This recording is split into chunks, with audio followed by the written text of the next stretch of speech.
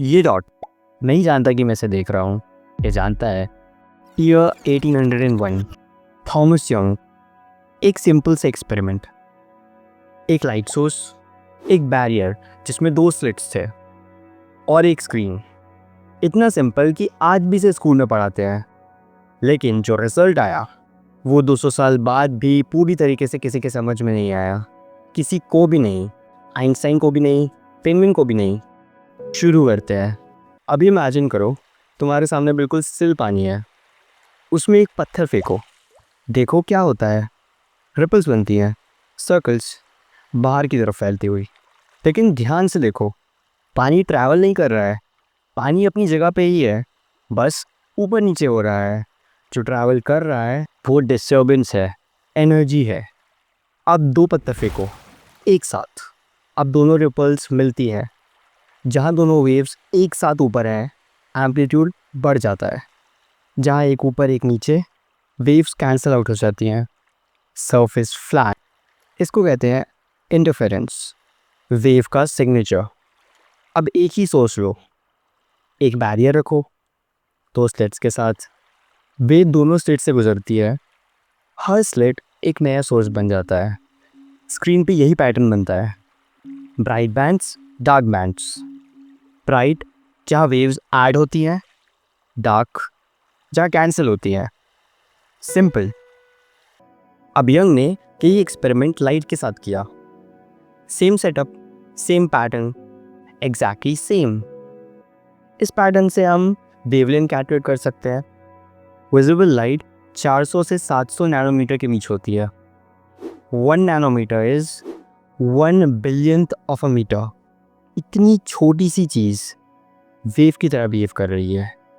तो 1801 में ये कंफर्म हो गया, लाइट एक वेव है। स्टोरी ख़त्म नहीं हुई। 1900s तक हमें इलेक्ट्रॉन्स के बारे में पता चला। वो पार्टिकल्स है, उनका कुछ मास है, उन पर कुछ चार्ज है, वो डेफिनेट जगह डिटेक्ट होते हैं। बिल्कुल अलग चीज़ है वेव से। किसी ने सोचा ये एक्सपेरिमेंट्स इलेक्ट्रॉन्स के साथ करते हैं। रिजल्ट ऑब्वियस था, 2 स्लिट्स तो 2 लाइंस। इलेक्ट्रॉनिक पार्टिकल है, एक स्लिट से गुजरेगा, स्क्रीन पे एक डॉट। बहुत सारे इलेक्ट्रॉन्स, 2 लाइंस। लेकिन 2 लाइंस नहीं दिखी। रुको, समझो क्या हो रहा है। फर्स्ट इलेक्ट्रॉन एक डॉट, रैंडम जगह। सेकंड, थर्ड, अभी रैंडम लग रहा है, कोई पैटर्न नहीं। 50th इलेक्ट्रॉन, 100th, 1000th, कोई भी इलेक्ट्रॉन एक दूसरे से इंटरैक्ट नहीं कर रहा है। एक वक्त में सिर्फ एक इलेक्ट्रॉन था, फिर भी वेव पैटर्न। एक अकेला इलेक्ट्रॉन वेव की तरह बिहेव कर रहा है खुद से।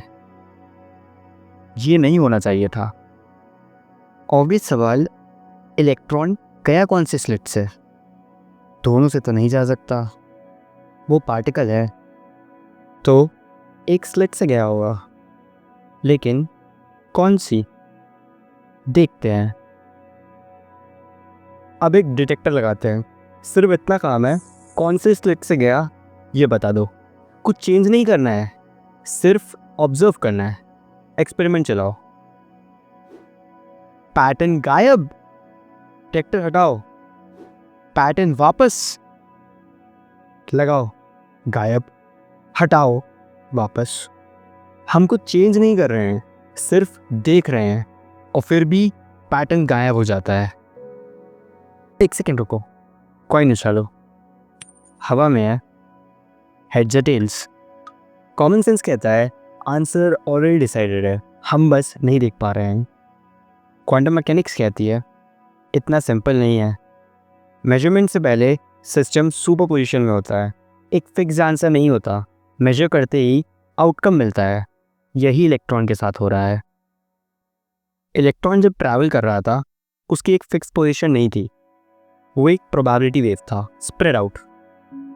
दोनों स्लिट तक एक साथ, वो खुद से इंटरफेयर कर रहा था, इसलिए पैटर्न बना। लेकिन जैसे ही मेजरमेंट होता है, सिस्टम कोलैप्स कर जाता है।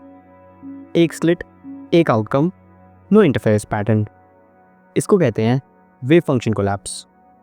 ऑब्जर्वेशन से पहले सुपरपोजिशन, मेजरमेंट के बाद डेफिनेट रिजल्ट।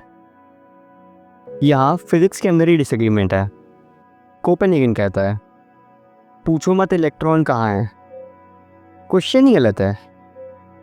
मैनी वर्ल्ड्स कहता है दोनों पॉसिबिलिटीज एग्जिस्ट करती हैं, हम सिर्फ एक ब्रांच देखते हैं। दोनों सेम प्रेडिक्शंस देते हैं, कोई फाइनल आंसर नहीं।